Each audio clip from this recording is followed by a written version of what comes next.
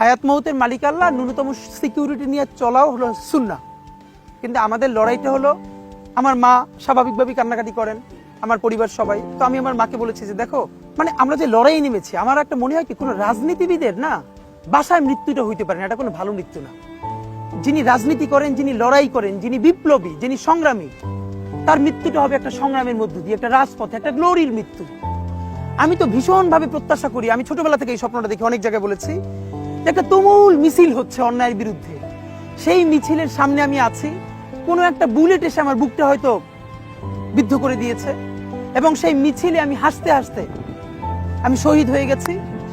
এবং সবাই যখন মৃত্যুটাকে ভীষণ ভয় পায়, আমি তখন হাসতে হাসতে আল্লাহর কাছে ভীষণ সন্তুষ্টি নিয়ে পৌঁছতে চাই যে আমি একটা ন্যূনতম ওই জীবনটা লিড করতে পারলাম, যে আমি একটা ইনসাফের হাসি নিয়ে আমি আমার আল্লাহর কাছে পৌঁছতে চাই।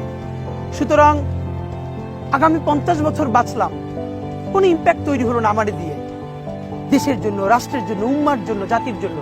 কিন্তু আমি ধরেন 5 বছর বাঁচলাম, সেটার মধ্য দিয়ে যদি আগামী 50 বছরের ইম্প্যাক্ট তৈরি হয়, তাহলে অনেকদিন বেঁচে থাকায় কি সাফল্যের? বলেন, শহীদ প্রেসিডেন্ট জিয়াউর রহমান কয়টা দিন বেঁচেছেন, কিন্তু ভাবেন আজকে পর্যন্ত উনি আমার অনুপ্রেরণা।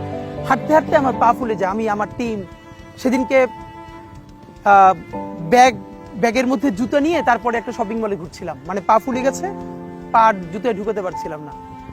তো জিয়াউর রহমানের একটা ওনার গল্প মনে পড়ছিল, যিনি মাইলকে মাইল যখন হাঁটতেন, ওনার সাথে স্টাফদের পা ফুলে যেত, কিন্তু ওনার তো আর্মি ট্রেনিং আছে। তখন তাকে বলতো, স্যার আপনার তো আর্মি ট্রেনিং, আমরা তো আর পারি না। এই জন্য ওনাকে মানুষ রাখাল রাজা বলতো।